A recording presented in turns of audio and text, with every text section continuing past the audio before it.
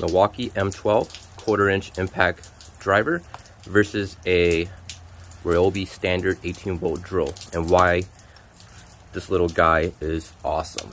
We got a number 9 3-inch screw. Let me set this up in here. Alright, and